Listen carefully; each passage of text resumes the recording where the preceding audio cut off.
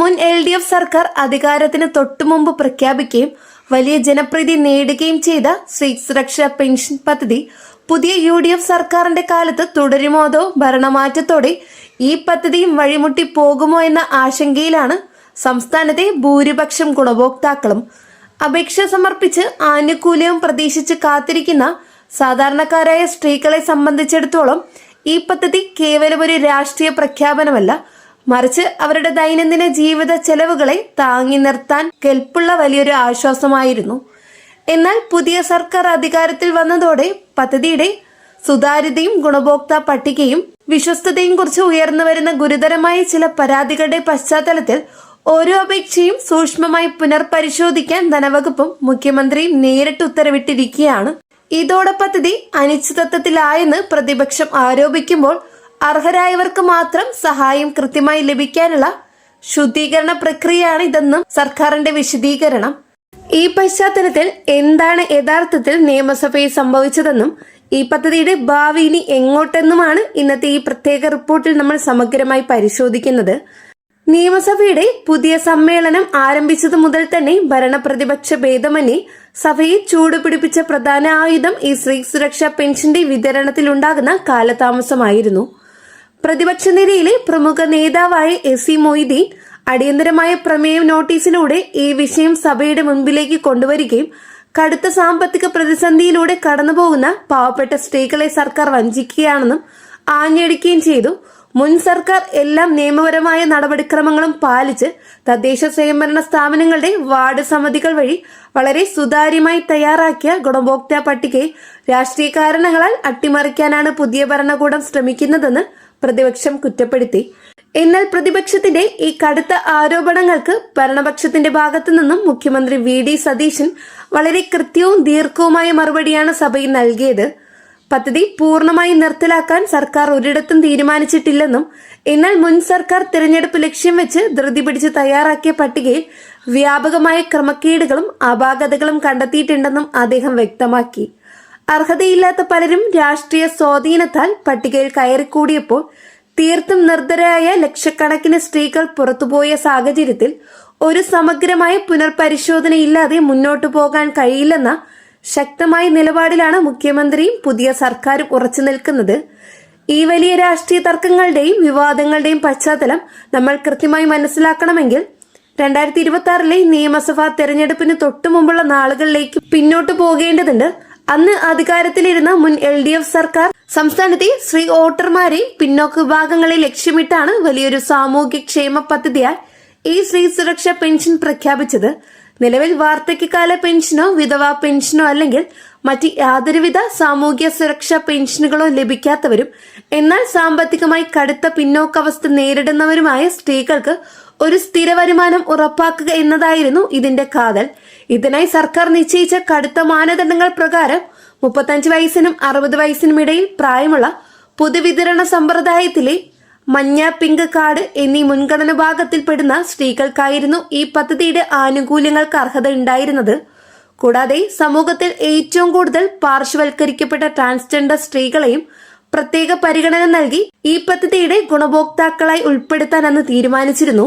ഈ പ്രഖ്യാപനം വന്നതോടെ വലിയ പ്രതീക്ഷയോടെയാണ് സംസ്ഥാനത്തുടനീളമുള്ള ലക്ഷക്കണക്കിന് സ്ത്രീകൾ അപേക്ഷകളുമായി തദ്ദേശ സ്വയംഭരണ സ്ഥാപനങ്ങളെ സമീപിച്ചതും പ്രാഥമിക റേഷൻ കാർഡ് വിവരങ്ങളുടെ അടിസ്ഥാനത്തിൽ വിപുലമായ ഒരു താൽക്കാലിക പട്ടിക തയ്യാറാക്കപ്പെട്ടതും.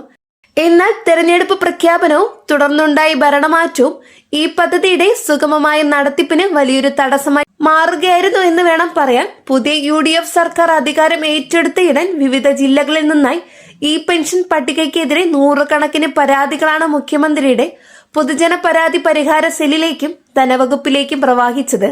പല തദ്ദേശ സ്ഥാപനങ്ങളിലും മാനദണ്ഡങ്ങൾ ലംഘിച്ചുകൊണ്ട് ഉയർന്ന സാമ്പത്തിക ശേഷിയുള്ള കുടുംബങ്ങളിലെ സ്ത്രീകളെ പോലും രാഷ്ട്രീയ താൽപര്യങ്ങളുടെ അടിസ്ഥാനത്തിൽ പട്ടികയിൽ ഉൾപ്പെടുത്തിയിട്ടുണ്ടെന്ന് അന്വേഷണങ്ങളിൽ ബോധ്യപ്പെട്ടതായി മുഖ്യമന്ത്രി സഭയെ അറിയിച്ചു. അതുപോലെ തന്നെ സ്വന്തമായി ഭൂമിയോ മറ്റ് വരുമാന മാർഗങ്ങളോ ഇല്ലാത്ത യഥാർത്ഥത്തിൽ ഈ തുകയ്ക്ക് ഏറ്റവും അർഹതയുള്ള അനേകം പാവപ്പെട്ട സ്ത്രീകളെ സാങ്കേതിക കാരണങ്ങളാൽ പട്ടികയിൽ നിന്നും പൂർണ്ണമായി ഒഴിവാക്കപ്പെട്ടതായും കണ്ടെത്തിയിട്ടുണ്ട്. ഓരോ ജില്ലയിലും ഗുണഭോക്താക്കളെ കണ്ടെത്തുന്നതിനായി സ്വീകരിച്ച രീതികളിൽ വലിയ തരത്തിലുള്ള അസമത്വങ്ങളും വ്യത്യാസങ്ങളും ഉണ്ടായിരുന്നുവെന്ന രഹസ്യാന്വേഷണ റിപ്പോർട്ടുകൾ കൂടി വന്നതോടെയാണ് താൽക്കാലിക പട്ടിക അതേപടി അംഗീകരിച്ച് ഫണ്ട് വിതരണം ചെയ്യുന്നത് വലിയൊരു സാമ്പത്തിക അഴിമതിക്ക് വഴിവെക്കുമെന്ന് സർക്കാർ വിലയിരുത്തിയത്. ഈ പദ്ധതിയുടെ സുതാര്യതയെക്കുറിച്ച് മുഖ്യമന്ത്രി VD സതീശൻ സഭയിൽ ഉന്നയിച്ച ഏറ്റവും പ്രധാനപ്പെട്ട സാങ്കേതിക ചോദ്യം ഗുണഭോക്താക്കളുടെ എണ്ണത്തിലുണ്ടായ അസ്വാഭാവിക വലിയ കുറവാണ്. മുൻ സർക്കാർ ആദ്യഘട്ടത്തിൽ പുറത്തുവിട്ട കണക്കുകൾ പ്രകാരം കേരളത്തിലുടനീളമായി ഏകദേശം 31.34 ലക്ഷത്തിലധികം സ്ത്രീകൾക്ക് ഈ പദ്ധതിയുടെ നേരിട്ടുള്ള പ്രയോജനം ലഭിക്കണമെന്നായിരുന്നു വലിയ തോതിൽ പ്രചരിക്കപ്പെട്ടത്.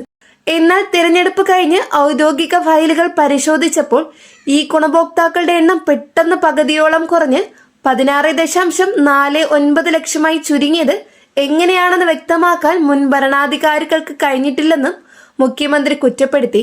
ഇത്രയും വലിയൊരു സംഖ്യയുടെ വ്യത്യാസം ഒറ്റയടിക്കുണ്ടായതിൽ വലിയ രീതിയിലുള്ള സാങ്കേതിക ക്രമക്കേടുകൾ നടന്നിട്ടുണ്ടെന്നും അപേക്ഷകരുടെ അർഹത നേരിട്ട് ബോധ്യപ്പെടുന്നതിനുള്ള ഫീൽഡ് തല പരിശോധനകൾ ഭൂരിഭാഗം സ്ഥലങ്ങളിലും നടന്നിട്ടില്ലെന്നും സർക്കാർ വ്യക്തമാക്കുന്നു.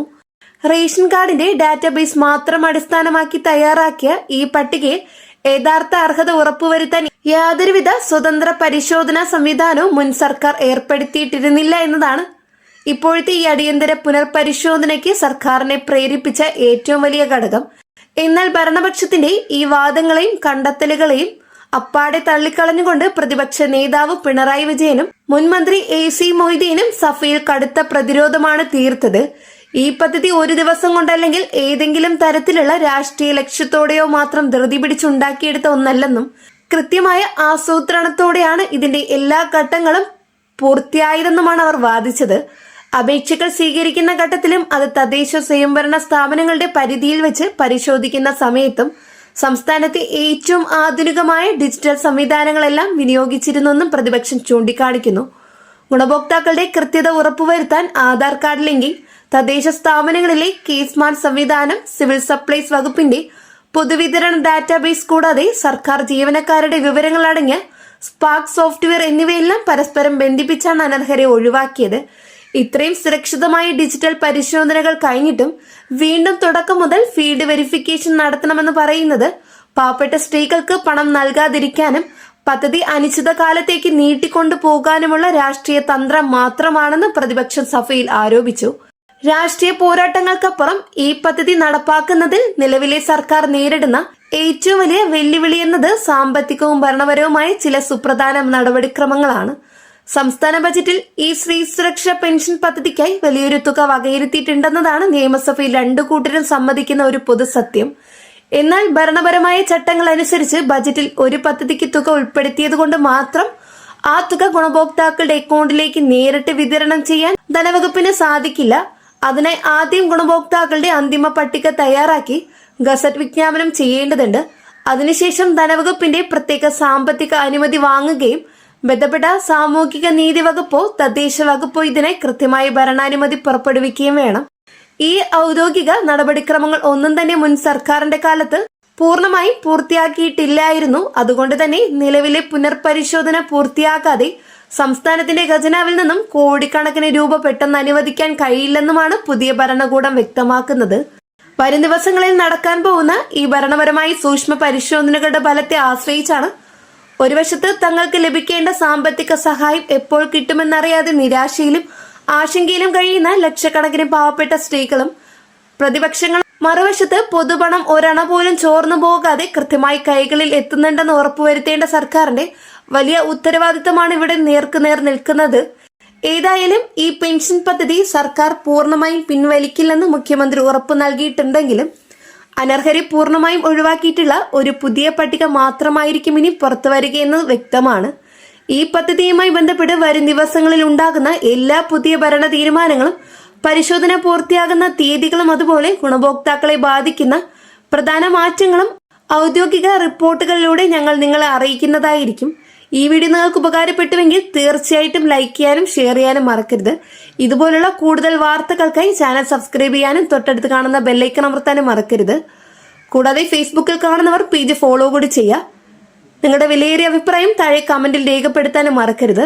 നെക്സ്റ്റ് ഒരു അപ്ഡേറ്റ്സുമായിട്ട് വീണ്ടും പുതിയൊരു വീഡിയോ ആയിട്ട് കാണാം. എല്ലാവർക്കും നന്ദി, നമസ്കാരം.